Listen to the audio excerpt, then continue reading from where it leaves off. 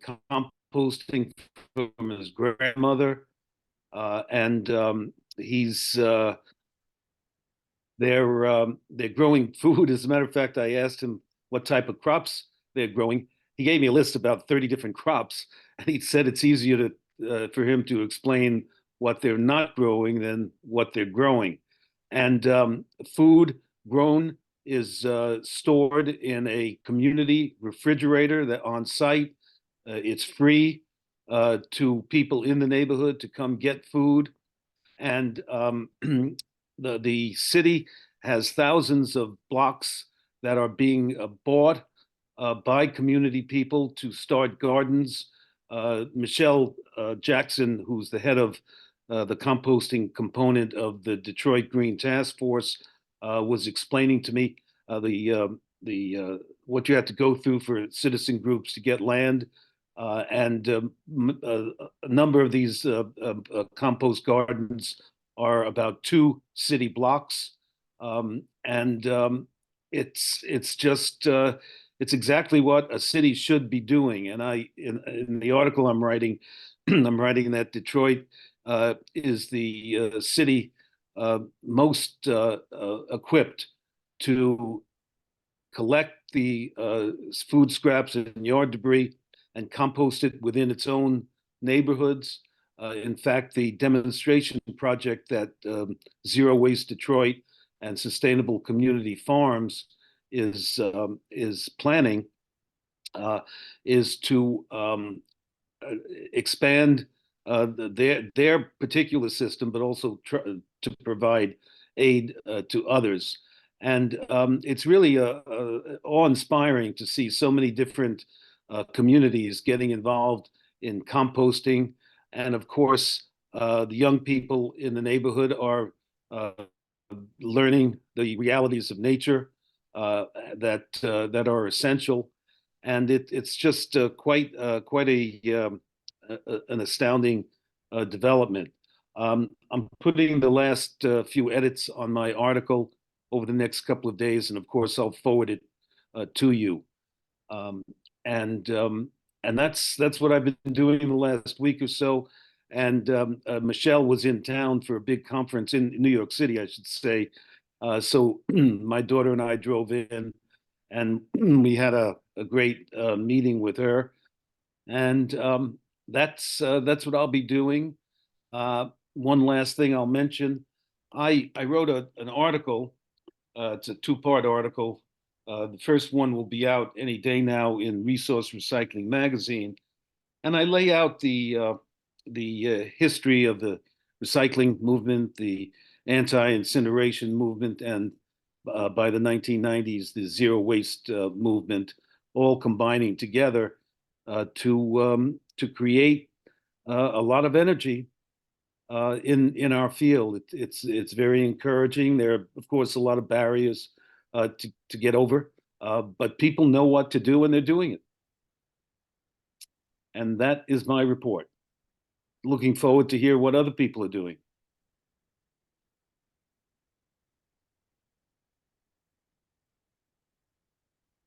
Mike Ewall, Energy Justice Network, what's up? Hey, Joe and everyone. I'm in Hawaii right now, hence the bright lights that usually are not happening at this hour. I'm helping folks beat back incinerator threats here on multiple items, so that's keeping me busy at the moment. But I'm not sure if I mentioned this last week, but I was just in a meeting with folks in Oregon where we got that law passed to require continuous monitoring of trash incinerators, the one in the state. And Cavanta is really resisting it. They are lobbying the governor to try to do something to, I guess, weaken the requirement, but it's state law, so the agency is pushing for it. They're threatening to shut the plant down rather than actually monitor their emissions in real time.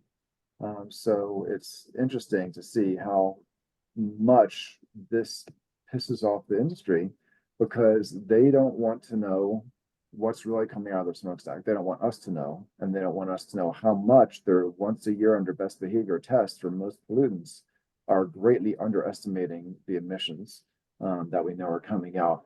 to the point where they would possibly even shut a plant down rather than let that data expose the entire rest of the industry. In the course of it, I just got a response in the past day from Pennsylvania where all 6 incinerators have continuous monitors for hydrochloric acid. And only one of them has data on both types of testing that I was able to obtain. So that's where I found that the actual emissions on that pollutant is 62% higher than what we think it is with normal once-a-year testing, like you have Dutchess. So working on I'm prying the data out of the state of both sorts so I can do the comparison on 5 other plants. And I understand the one in Syracuse also has continuous monitors for mercury and maybe also hydrochloric acid. So I think it would be good if anyone wants to help do a FOIL request and try to get some of our data out of there. We can help build the case that we need to monitor these things more than just once a day or 1 day per year under best behavior. Amen. So just, but it really is a big deal. Just getting that law passed in Oregon last year for continuous monitoring real-time emissions, just getting that law passed, of course, it was a big deal. Now Covanta is saying we don't want to comply with the laws, so we're going to shut the plant down. I think they're probably bluffing.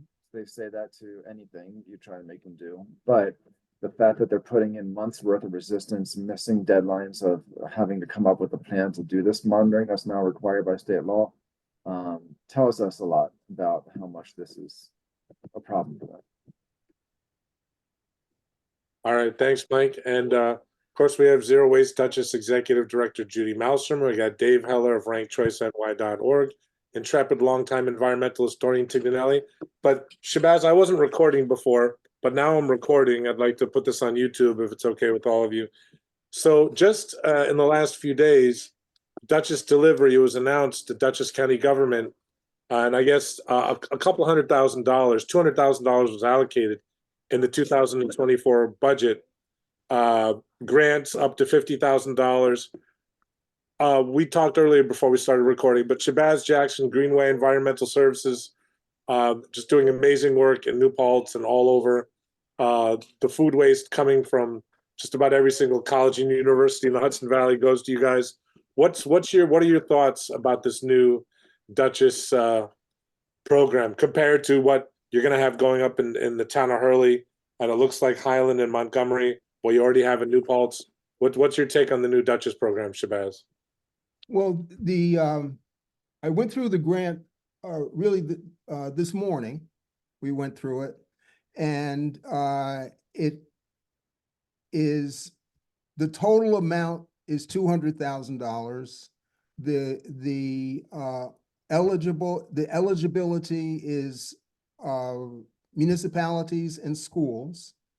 It's a 50-50 reimbursement grant, but there's they put the design in terms of what they will fund, and what they will fund is a in-vessel forced aeration system.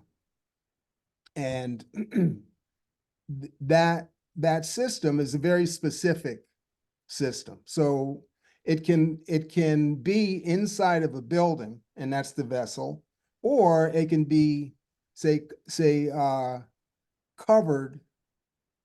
The rows could be covered, but it's that basic system where you have a blower, you have pipes, you mix your batch up, and you put it on top of the pipes, and you force air into it for a time period, usually 30 days.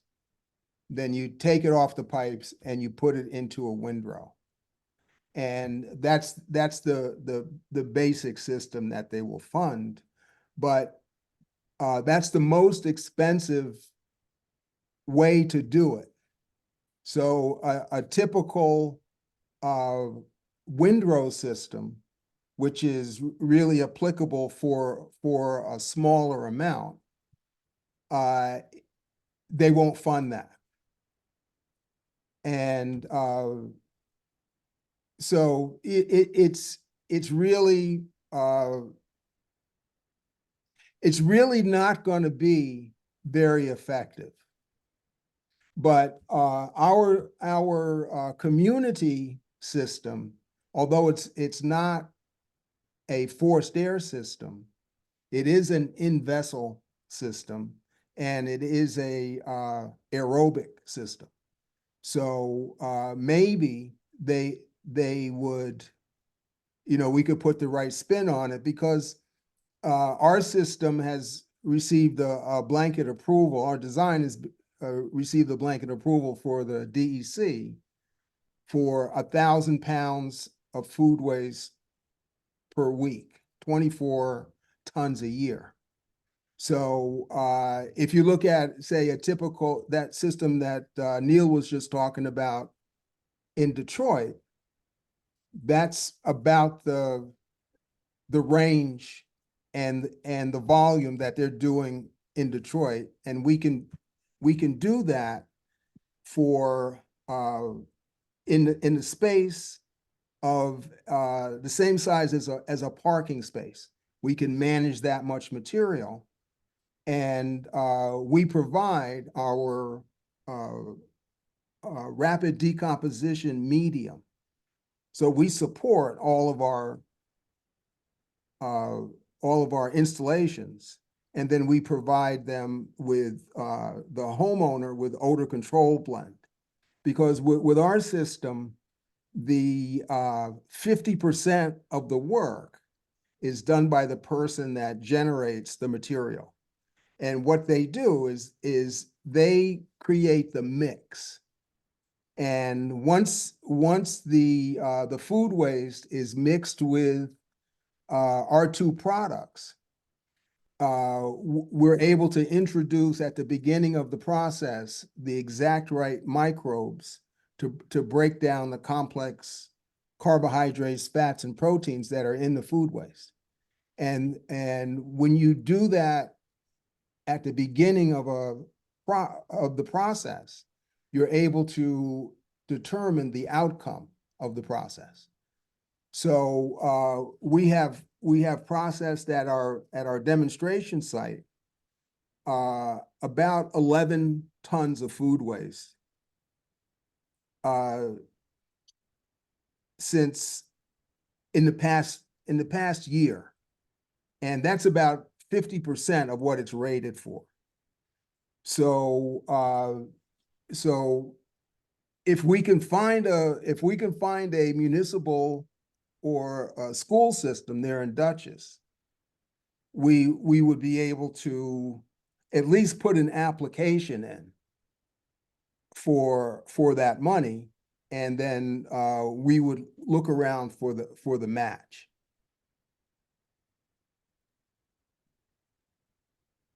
Sounds good. And as it is now, Poughkeepsie Day School gives you food waste, and what is it, Vassar Marist? I think SUNY New Paltz, Bard has their own system, right? Correct. And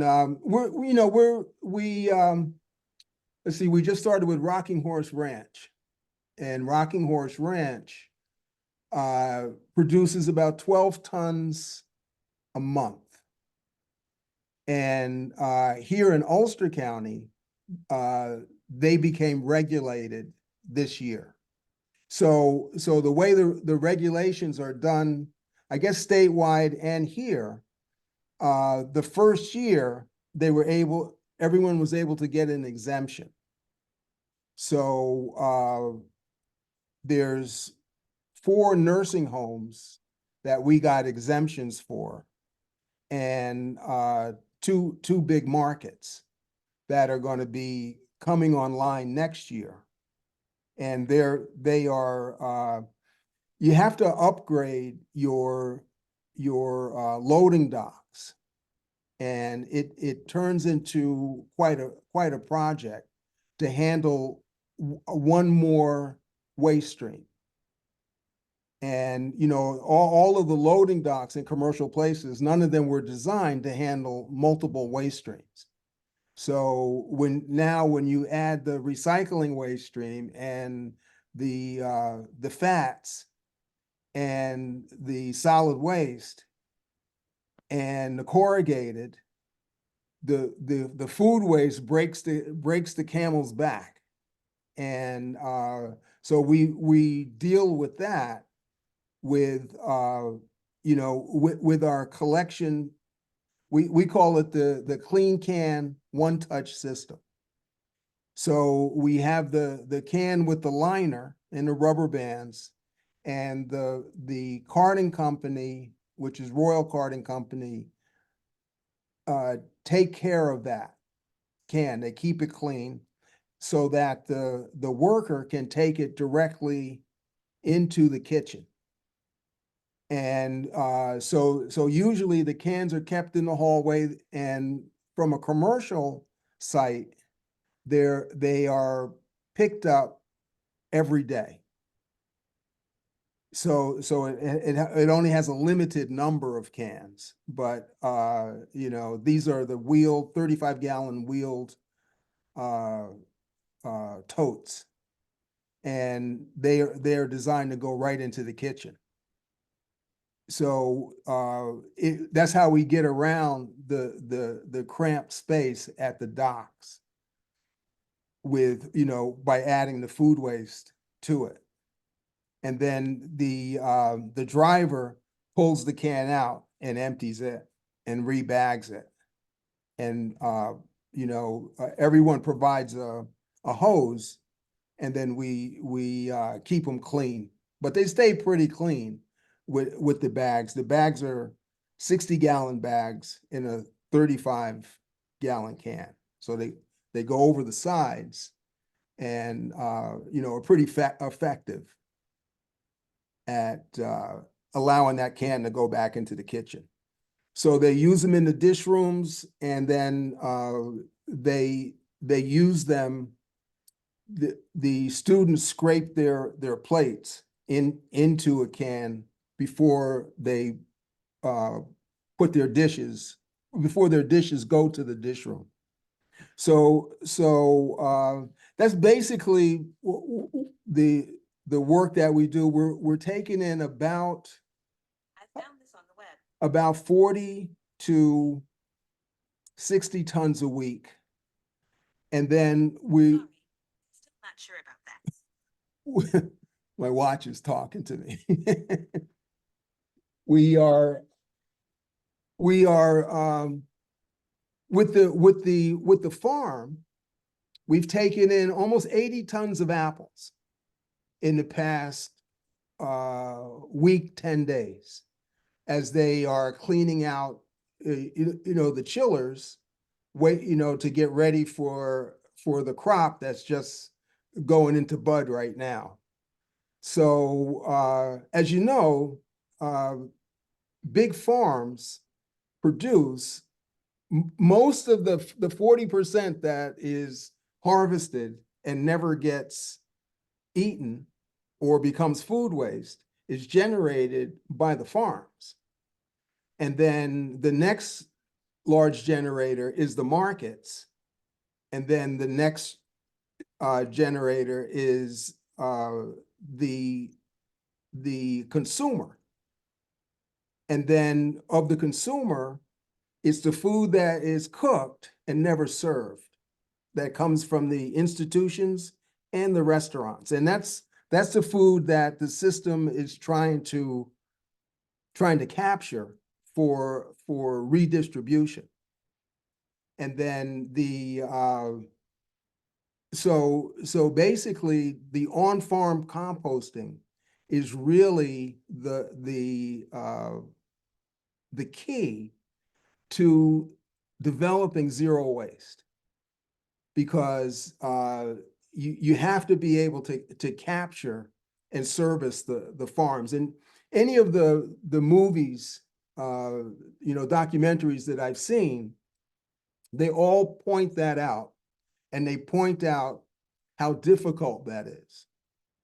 But at Herd's Farm, we're able to demonstrate, how to get it done, what it looks like, the equipment that you need, and the materials that you can make from that that kind of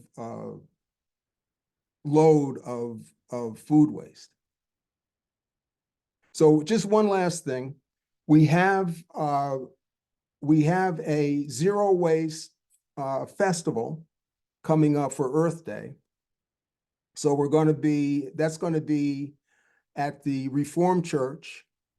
And this year it's going to be run by Josephine and the Scouts.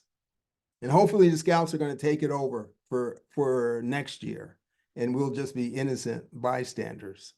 But it's gone, you know, last year we recovered 92%. And we start Thursday with the prep waste. And then we get all of that, we weigh it. We have a kind of interesting, we use a kind of a fish scale to weigh it up on a 2x4 hook, you know, that gets clamped to the table. And so we're able to get an accurate measurement. And then we're going to be doing, during the festival, we're going to be doing workshops at the composter. And we give away like 1 pound cans of the food waste compost to the people that attend the workshops.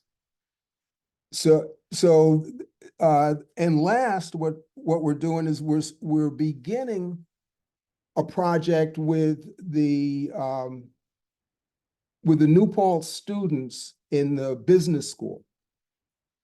And what they're going to do, we're going to lead them into developing a methodology for evaluating compost systems and trying to change the thinking for, at least for our system, so that anyone can, with the methodology, can apply it to all of the, you know, different systems. And apply to our system, we want it to look like a investment instead of an expense. And to do that, we have to be able to calculate the return on investment. And we have to calculate the value that a installation has. That is cool, interesting, and exciting stuff, Shabazz. Very nice. I want to go to my mom and or Doreen or Dave. The mom, do you have a question for anybody? I think mom posed a question about a half hour ago about the 4 municipalities designated. I'm guessing it's first come, first serve for that $200, 50K tops for Town Village School. The question I thought was that he said there were 4, but I don't think so. I think he was 4 FOR municipalities and schools. So I dropped that question. It's not a question. Well, only $200,000 has been allocated. It's a good question. I think maybe only 4 municipalities could be served. And Shabazz points out it shouldn't just be cities, towns, villages, and schools. It could and should also be farms. Yeah, the echo again. But my mom just echo. Doreen, what's on your mind?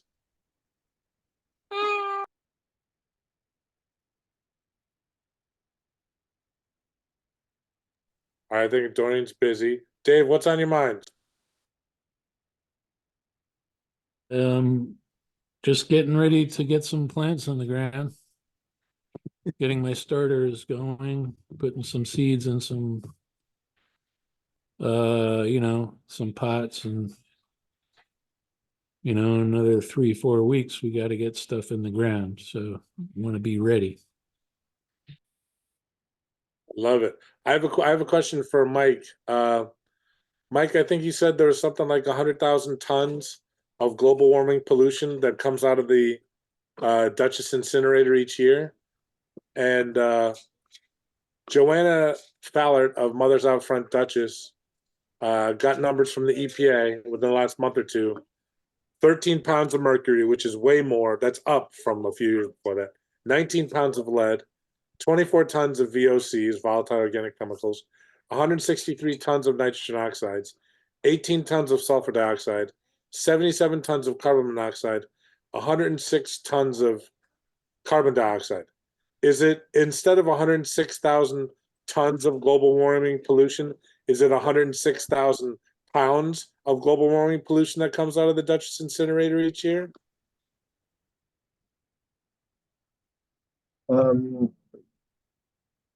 Hearing your question, I was looking up, well, I thought you were going to ask me about vetting those numbers. So you're asking me about the greenhouse gas number. Let me pull that up. Best source for that is the EPA flight data, greenhouse gas reporting program database.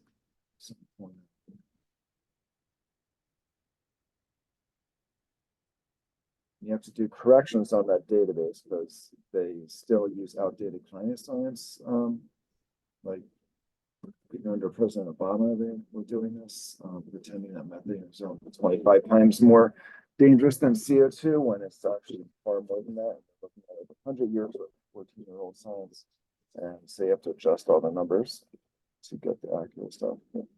Let's see. There are. There's only one burner there. It's only one number per year. So in the latest year of data I have, which is 2022, it looks like 75,365 tons. And that's CO2 equivalents over 20 years. The highest it was a couple of years before that, was 104,000 in 2020. Fell by about a quarter. Here, I'll screen share. See what Did it number. fall because the yeah, I can do a screen share. I'll just make you the, I'm gonna make you the host. Sure.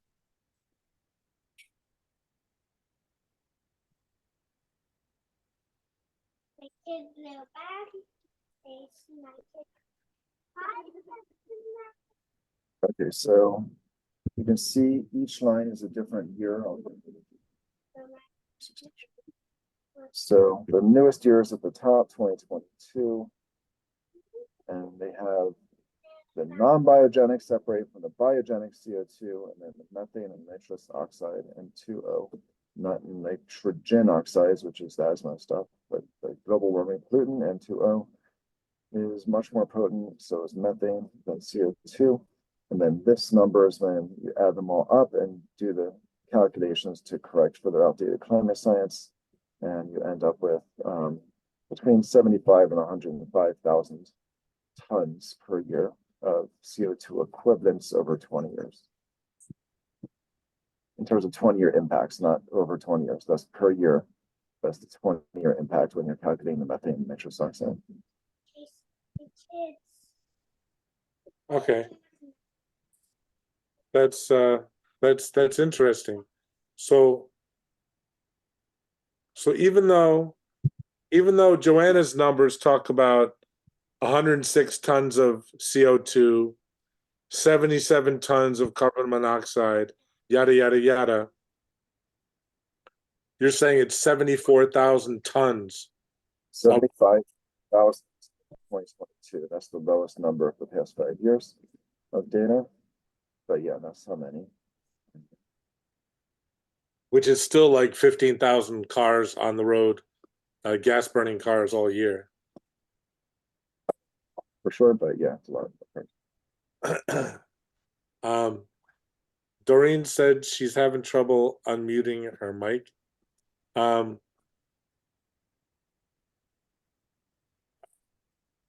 I am taking some heart and heed and inspiration in the fact that not just that Sandy and Joanna are going to be doing their presentation to God knows how many dozens of people. I think that that house is going to be packed at the Unitarian Fellowship this coming Sunday at 1:30. But that the following day, which is the 22nd Earth Day, that Sandy's planning to join you, Mom, and Dave for that event, little mini press conference rally at the Resource Recovery Agency. One thing, again, not to beat a dead horse, is there used to be recycling bins there that I used to bring lots of recyclables to, and they haven't been there in years. But I don't have anything else for the good of the order. I know we have 3 of the top zero waste experts in the country on the call, but I don't want to beat a dead horse. Go ahead, Mom. I have a question for Neil about, like a week or so ago, he said something about 2 new plastic plants were being planned. And I wanted to know if he knew whether they were new plastic or recycled plastic plants. Last week, I referred to more than 2. I think the number was over 20. These are virgin plastic manufacturing plants. These are new plants that will produce more virgin plastic products. And as I pointed out, the industry is investing a whole lot of money to keep on producing more plastic, and their end game, as Mike can provide more details, is to get EPA to declare burning plastics, particularly in gasification plants, okay, meaning it's not incineration and it's safe. And on its surface, this is absurd. But the industry's game plan is to produce more plastic and say to the population, don't worry about it because we're going to turn it all into fuel through these new incineration plants. And the irony is that the latest news, and again, Mike may have more details, is that these plants are failing. They're failing. Their engineering isn't working, and the economics isn't working. And yet industry is pouring hundreds of millions of dollars into both the production and incineration of these very dangerous materials.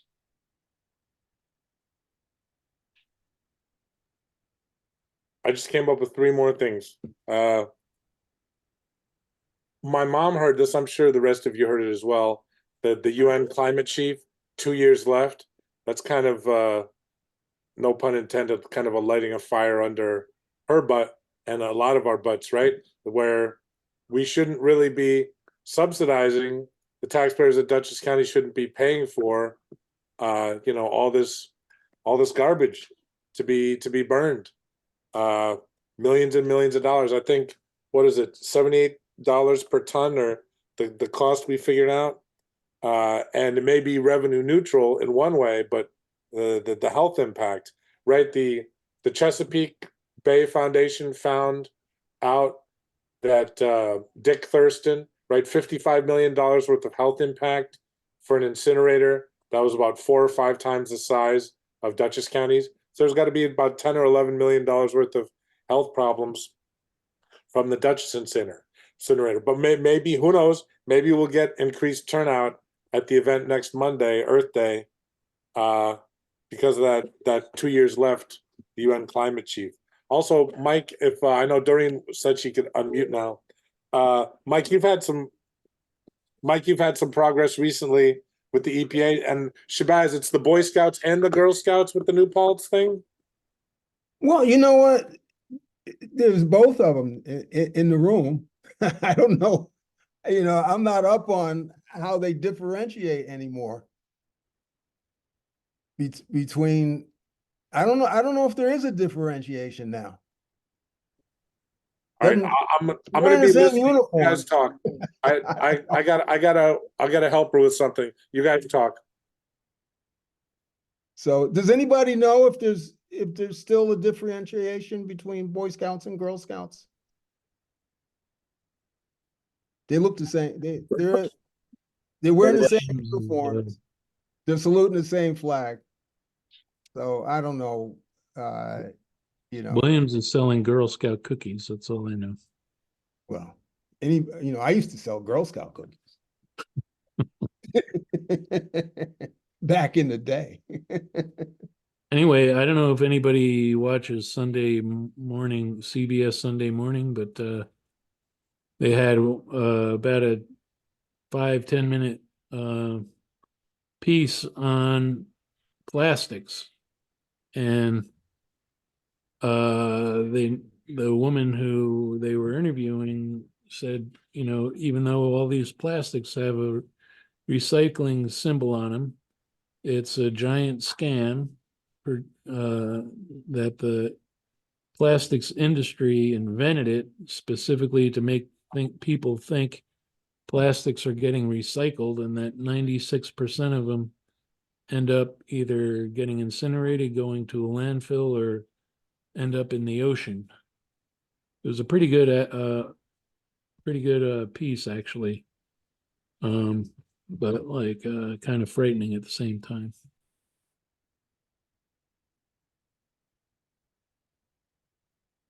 Yeah, I think there's a lot of confusion around this. Like, there's a lot that ends up in the ocean, but it's not necessarily the stuff that folks in the US are buying and putting in recycling bins or trash cans. Yeah, some of the litter, but a lot of the stuff that ends up in the ocean is either falling off of ships or stuff that's coming from countries that don't have waste management systems like we do, where stuff just gets thrown in rivers and just rivers empty out into the oceans. So I think 90%, no, sorry, wrong number. I've seen one thing that says that I think like most of the plastics in the ocean are coming from like 10 rivers and mostly in Asia. I also saw something that said about half of the plastics in the ocean are from the fishing industry, nets and stuff that got left there. So if you're worried about stuff getting in the ocean, stop eating seafood is more of an answer than stop buying plastic. Although if you can stop buying plastic, that's great too. I think the issue is more, in addition to stop buying plastic, whether we should stop recycling it because of nanoplastics and microplastics that come off of things and the exposure that can come with recycling it. But a lot of these narratives that say, well, most of it's not getting recycled, it's a little bit misleading, because if you're putting something that's the right kind of plastic, like a 1, 2, or maybe 5, depending on your program, into a recycling bin, and if your city is actually bringing that to a recycling plant, which most places are, my city is not doing such a great job at that. Sometimes they trash it and put it in the trash trucks, but those are generally going to get recycled. There's a market for that. There's a value to it, and making people think that plastics recycling is a total fraud and therefore you shouldn't recycle is questionable. The only reason to argue against recycling of plastics is if you are of the firm belief, as some I'm running into recently are saying, which is that it's just something that really just needs to all go to a landfill, because keeping it in the economy is itself just so dangerous.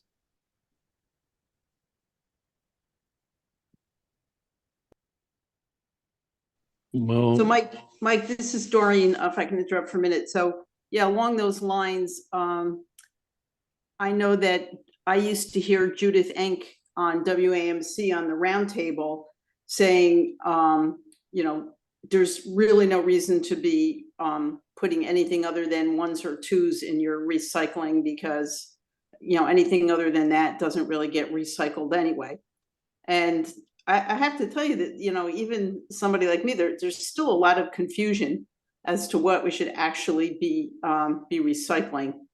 So now I've expanded it to 1s, 2s, and 5s that I do put in our recycling.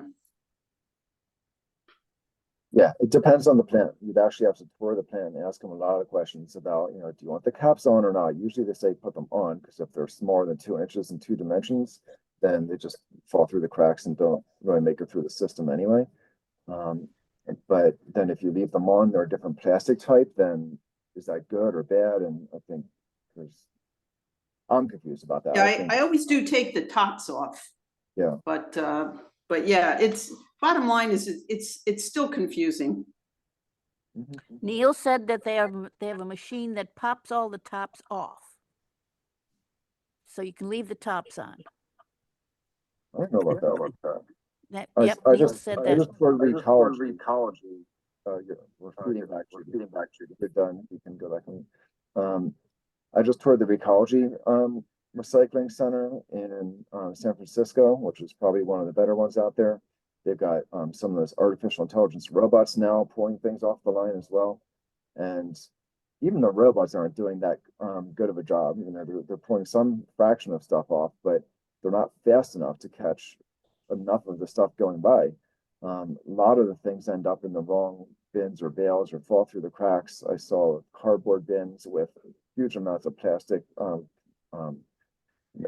cardboard bales. So they were ready to ship this as a product, and there were like bits of plastic all over it. So yeah, I'm not too confident in this whole single stream or even dual stream system unless like we separate things out better. Like if we're going to put different types of plastics or smaller plastics, we need to just find a place, if it exists, to bring it where they're separating every plastic type and put it in there separately. So you have a clean source, because these big MRFs are not picking that stuff out very well. And on that note, I confess I still don't know if Dutchess County Resource Recovery Agency and or Dutchess County government has a contract, like a put or pay contract with Republic or Okay, Joel, that was one of the things I wanted to talk about at the last meeting when you said that. I said if I had some time, I would look into it, because I thought that the county contracts, I thought Robin Lois had, when she was the comptroller, had put them online. So I did go and look, and there is a database on the county website of contracts. And I looked under the one for recycling and trash removal services, and it directed you to the New York State Office of General Services for procurement services. And out there was a contract for a Panici Holding Corporation doing business as Royal Karting. And I can send you the link. In that contract, it has everything in there about single stream recycling, paper recycling, scrap metal, green waste, has things about the cost per cubic yard per pickup. So there's a lot of information in there. So I will get that website link and send it to you. Thank you, Doreen. Doreen's You're on top of it. Because I always think about last August or September and Ryan Hart, right, of Replenish. And I don't know if Warren County and Tracy Frisch are going with Replenish or whether they need to go with Replenish. But just for anybody watching this, Neil, could you give us the 2 or 3 or 5 minute rundown on the exciting work that you have going on in Warren County? Keep it simple, stupid, where if somehow we didn't have to send everything to this single stream plant in Beacon and the money. Oh, and before I forget, Rick Anthony, right? You guys have known Rick Anthony for years and decades. Can we get a Rick Anthony type of analysis of the value of the materials in Dutchess County that could help prod elected officials to take it seriously? Joel, can I just interrupt for 1 second? Just so you know that was the only contract out there under recycling and trash removal services. So just to make that clear. Okay. I am shocked that Royal Karting has a virtual monopoly. Shocked, I tell you. Sarcasm noted.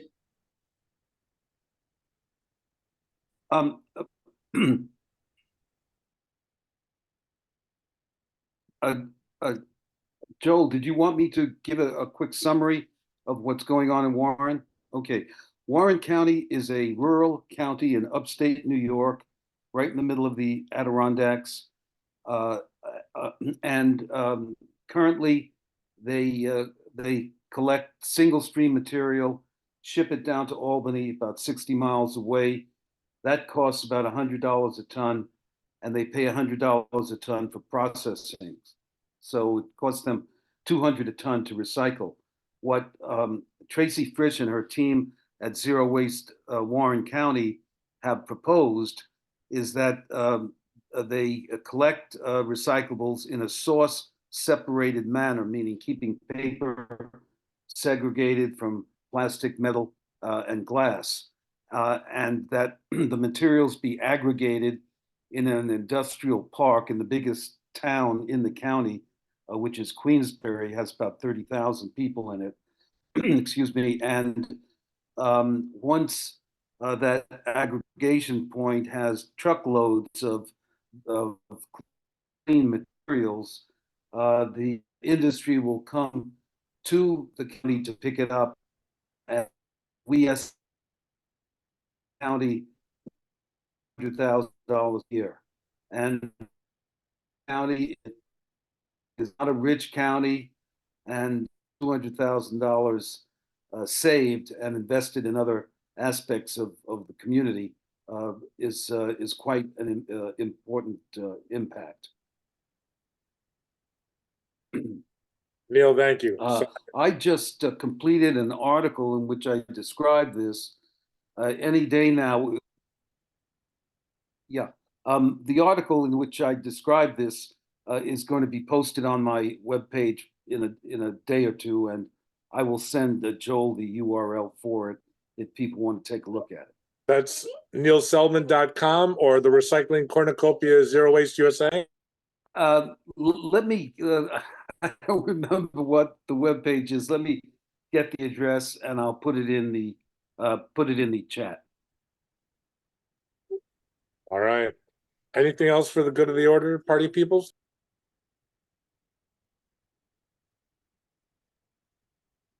Actually, Joel, there was one more thing. I was on a Zoom call the other night for a WAS Peach Skill, the Westchester Alliance for Sustainable Solutions.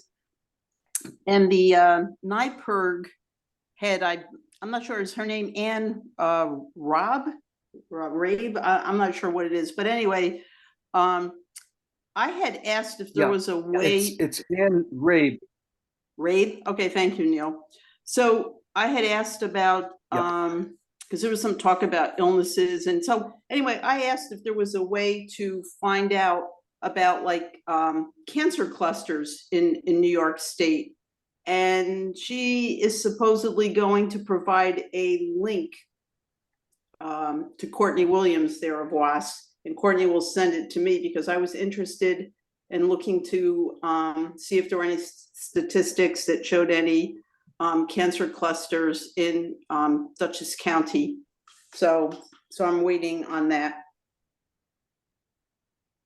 Amen. Thank you, Doreen. Also, Doreen, wealth of information, knowledge, and wisdom. I forget the name, Tighe. Doreen Tignanelli with her ears to the ground because sent me the email and I put it on social media and I sent an email out. The New York League of Conservation Voters, I'm sure, is a worthy organization and do some good work, but it's more than a little bit troubling, right? As Mike has told us that they're in bed with the incinerator industry, right? And they brag about partnering with the incinerator industry. So the president of the New York League of Conservation Voters, or the head chief, CEO, whatever, is in the running to be the new DEC commissioner. So for anybody watching this, because I'm going to try to put this on YouTube if it's okay with the 6 of you, we should not have a DEC commissioner who's in bed with the incinerator industry. And Neil just popped the link in the thing there. If there's any way now, so we're going to have Sandy Stratton Gonzalez, a Mother Out Front Duchess, one day after she makes the presentation with Joanna Fowler this Sunday at the Unitarian Fellowship. She's going to be there Earth Day, noon, right in front of the county incinerator for that press conference. Doreen, is there any way you might be able to reach out to, I forget the name of our contact with the Hudson Valley Air Quality Coalition, but she was nice enough to, she and Eli Durst, the Bard professor, they were nice enough to co-sponsor the October 9th talk with Neil. But maybe we can get some other people to come out on the 22nd. And then Shabazz, I was going to ask you, could you email me a flyer or email me the details about your event in New Paltz at that church with the scouts? Yeah, we have a flyer. Awesome. We have also a flyer about the workshops. We give them Tuesday, Thursday, and Saturday. You know, it's by appointment, but we set aside those days to do that. We gave 4 of them last week. So it's something that's really catching on. Awesomeness. Dave, do you think you might be able to get Marcia to come down for the Earth Day thing next Monday at noon before you stop over and pick up Pip and Clinton? Maybe. She's been really busy with her taxes, but they're supposed to be submitted today, so she should be done by then. But she's also working on a book, which she's been very busy with, so I don't know.